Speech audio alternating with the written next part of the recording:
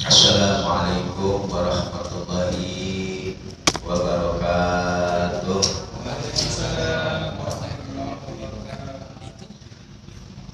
Alhamdulillah, wassalatu wassalamu ala Rasulillah Sayyidina Muhammad bin Abdullah wa ala alihi wa sahbihi wa man wala, la haula wa la quwwata illa billah.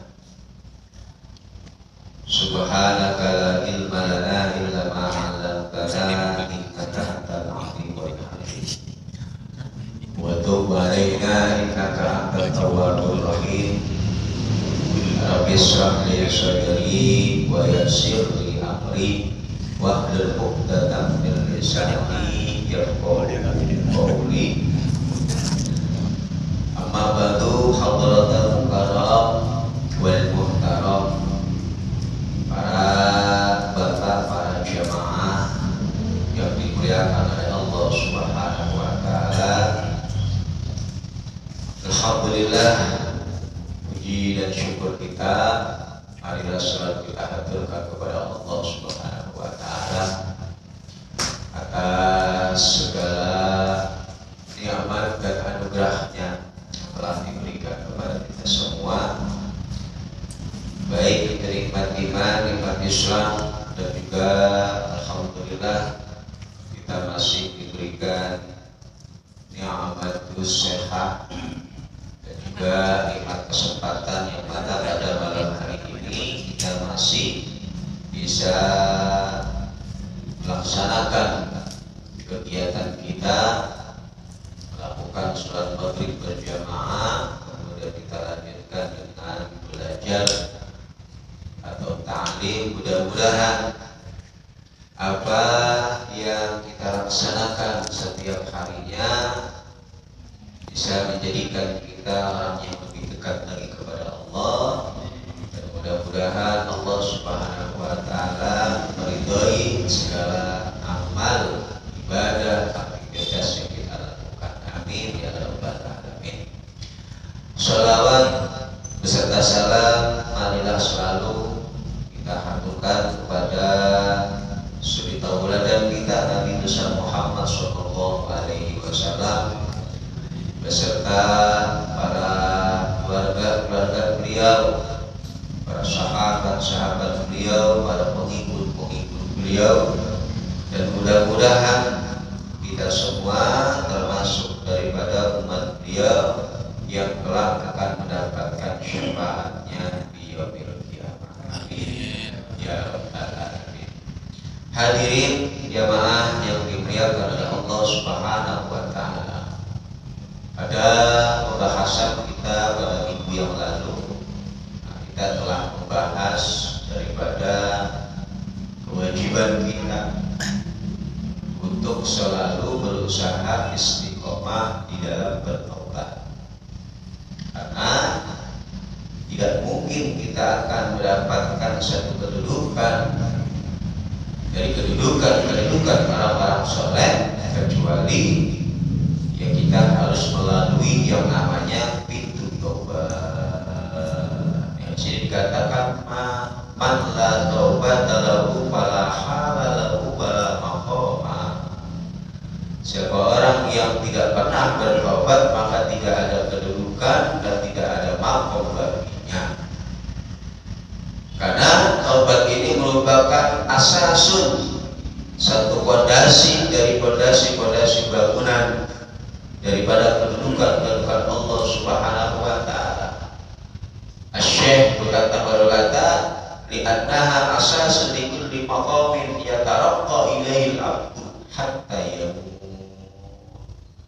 Bahwa taubat ini merupakan satu fondasi bagi setiap kedudukan yang Allah berikan kepada orang-orang saleh, yang dia akan naik kepada kedudukan tersebut hatta yamut, sehingga orang tersebut meninggal.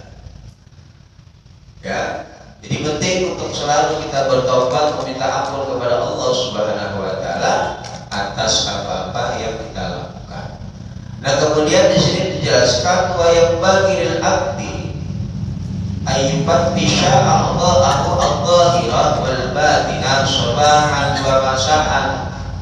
Hal hafidta hududallahi ta'ala allati haddaha laha aw ta'adda lahu wa hal qama bima amarta bihi min ghaddil basar wa hifdil lisan wal udhun wal qalbi wa ghairi dhalik ala wajhil ikhlas. Beliau mengatakan seyogianya bagi seorang hamba untuk berusaha memperhatikan anggota tubuhnya.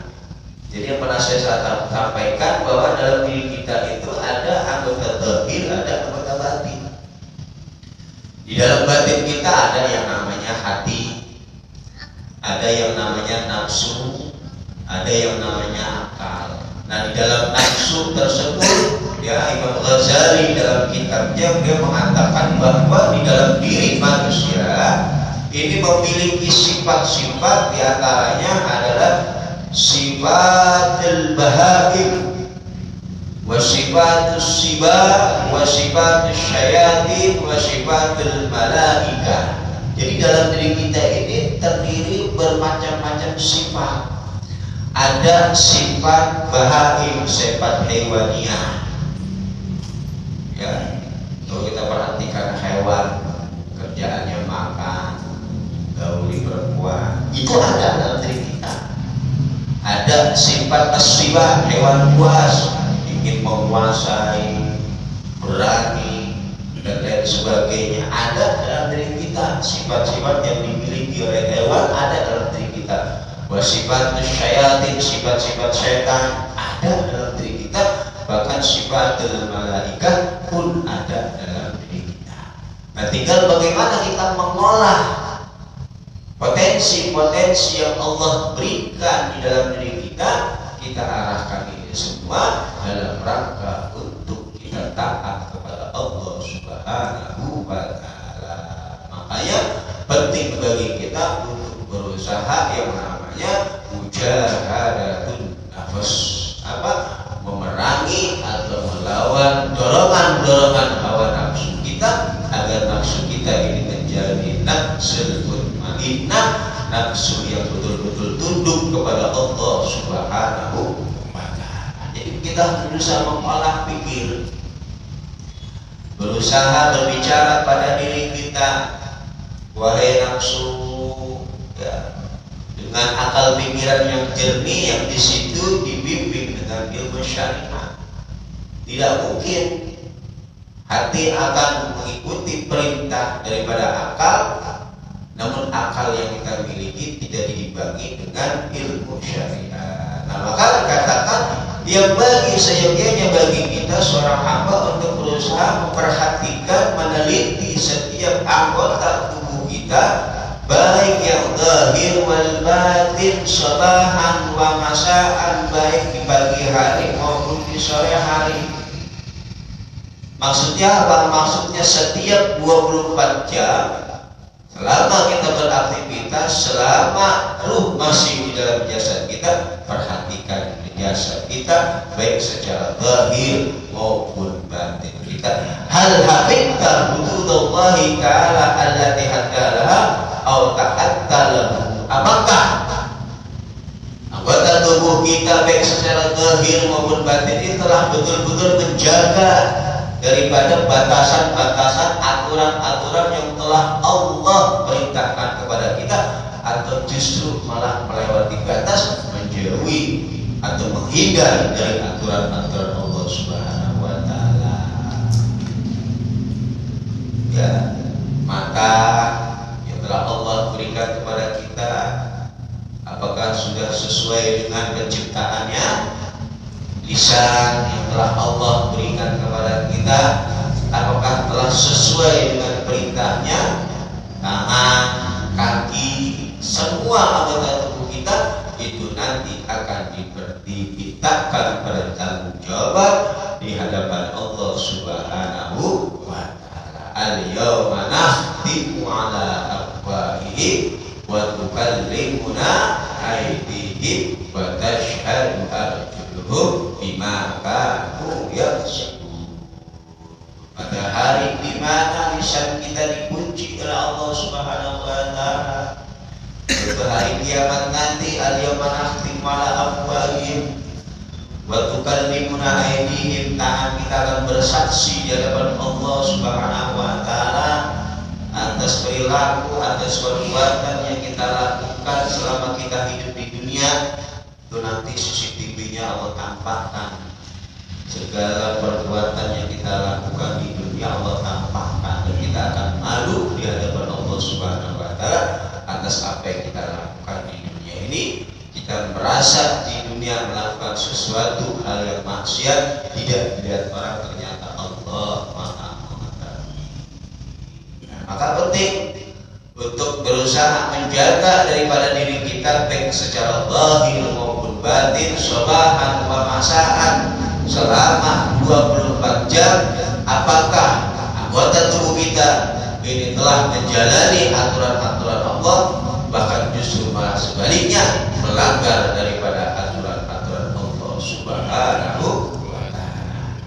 Wa hal qamat bima amarta bihi min ghiddil basar, dan apakah dari anggota tubuh kita ini sudah betul-betul menjalani dari apa yang Allah perintah, di antaranya min ghiddil basar, dari menahan pandangan dari hal-hal yang diharamkan, wa hifdzil lisan, menjaga lisan dari berbicara yang dilarang, wal udhun, menjaga pendengaran, wal qalbi, menjaga hati, wa ghairi dzalika, dan semuanya ala wajhil ikhlas, atas jalan betul-betul ikhlas karena Allah Subhanahu wa ta'ala.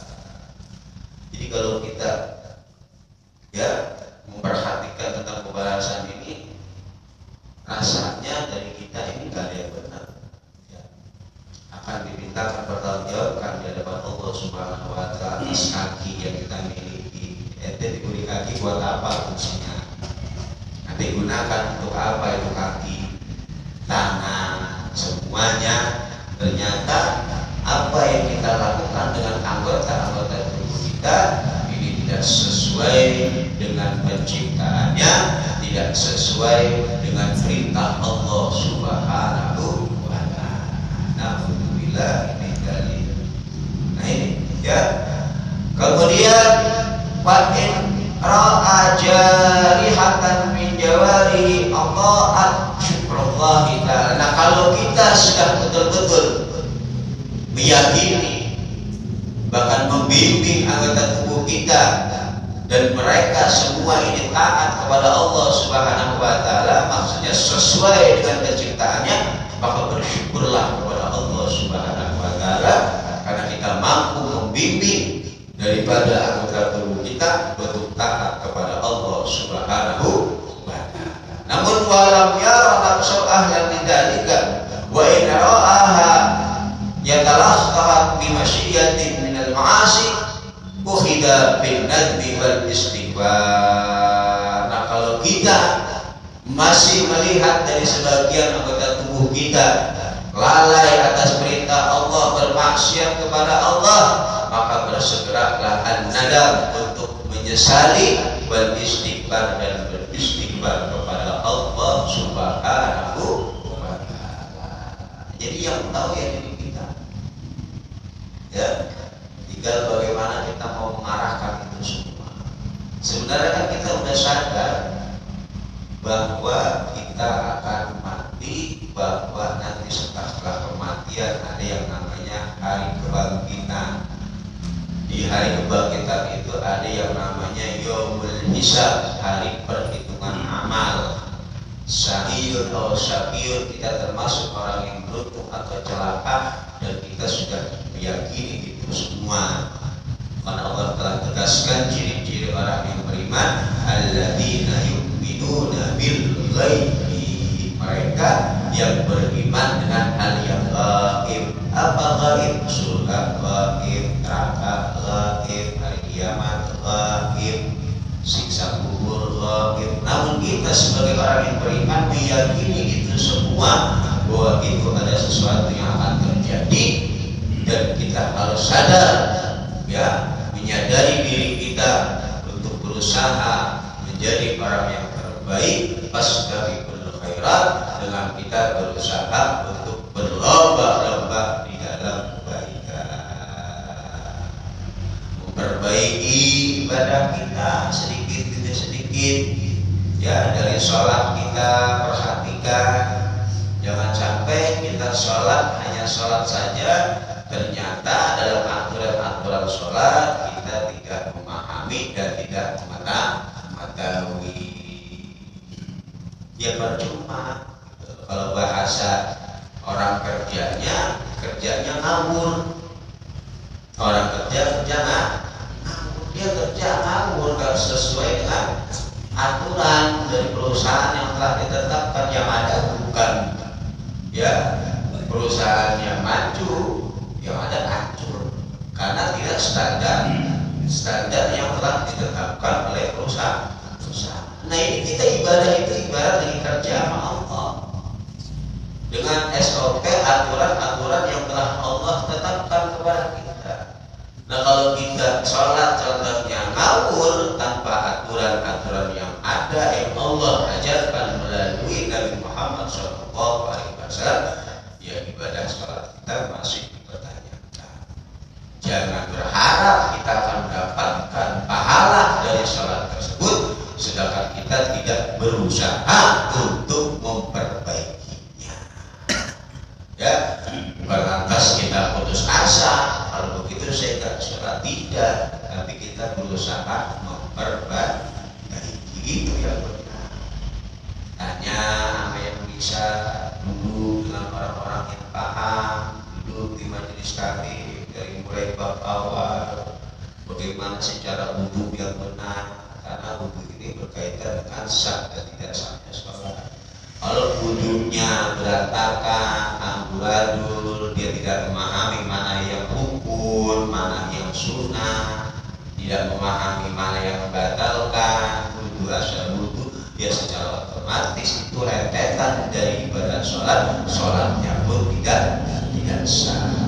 Kemudian dari sholatnya pun dia betul-betul memperbaiki mana yang rukun, mana yang bukan tidak rukun, mana yang diwajibkan dan sebagainya, sehingga semua yang dia lakukan ini sudah sesuai dengan standar yang Allah ajarkan kepada Nabi kita, Nabi besar Muhammad SAW. Pelan-pelan, tidak masalah. Ya, yang salah itu dia nggak mau belajar, itu salah.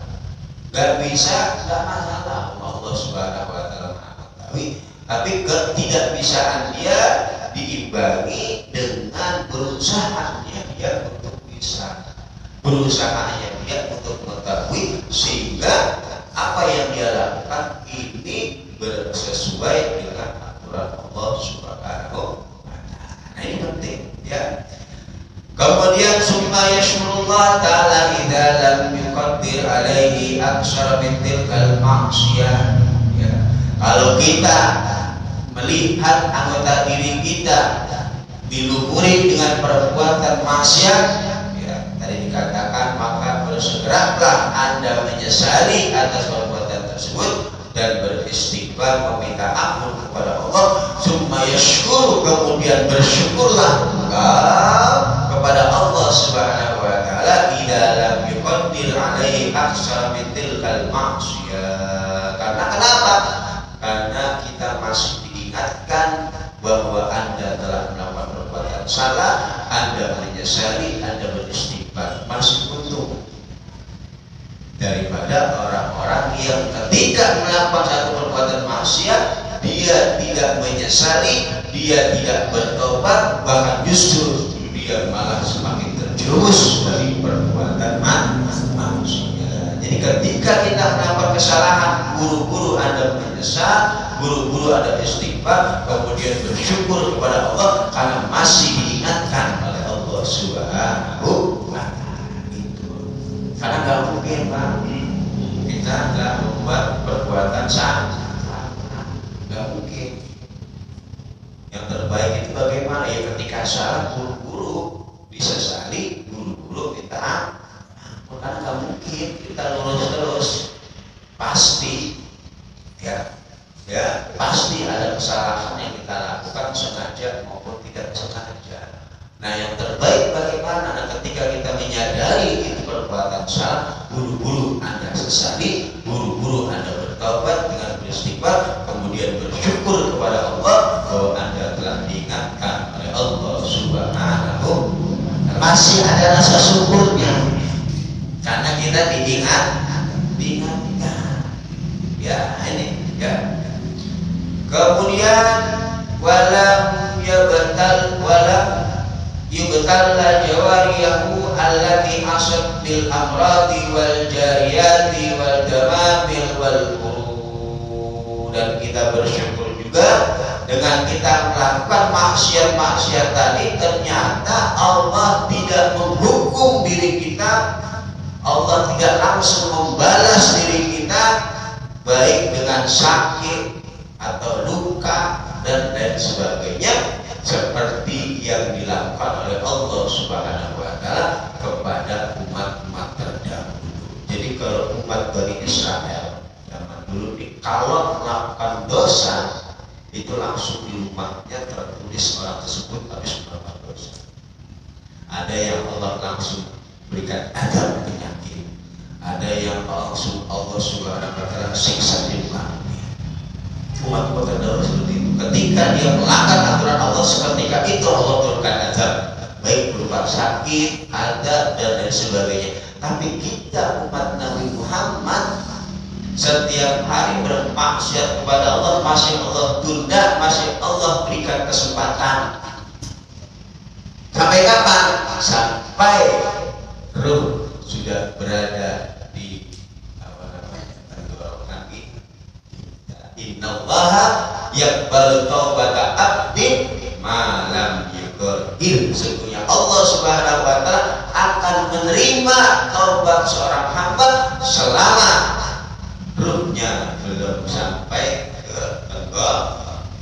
Nah, kalau ruhnya sudah di sini, ada sakaratul maut, ada cengap-cengap, udah terlambat, udah pintu tobat sudah ditutup oleh Allah Subhanahu wa Ta'ala. Jadi Allah masih memberi kesempatan kepada kita. Habis maksiat nggak langsung ditampar ke malaikat. Kalau langsung ditampar bisa menyon, nggak langsung diberikan azab, nggak langsung diberikan sakit, tapi masya Allah tunda karena cintanya Allah kepada Nabi Muhammad. Nabi Muhammad SAW cinta kepada umatnya, Allah berikan kesempatan.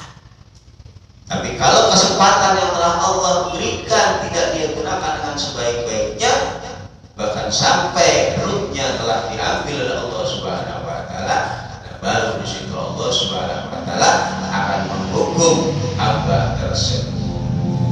Nih, ya, bersyukur kepada Allah Subhanahu wa Ta'ala ketika kita bermaksiat tidak langsung diberikan azab, tidak langsung disiksa oleh Allah Subhanahu. Alasannya kenapa? Fa inna kulla udwin istahaqqa nuzulul bala'i. Karena yang namanya anggota kita ketika melakukan perbuatan salah atau maksiat itu sebenarnya berhak untuk disiksa, berhak untuk dihukum. Jadi Allah berhak menghukum kita ketika kita bermaksiat di dunia, langsung Allah hukum. Tapi masih Allah tunda, Allah bersyukurlah Anda masih diberikan kesempatan umur oleh Allah Subhanahu wa Ta'ala untuk kembali, untuk bertobat kepada Allah. Coba kalau kita di perusahaan melanggar aturan yang ada di SP1, SP2 pecah, langsung teguran. Tapi Allah Subhanahu wa Ta'ala masih memberikan kesempatan kepada kita. Karena setiap anggota yang bermaksiat sebenarnya berhak, ya, nuzulul bala, untuk diberikan bala oleh Allah Subhanahu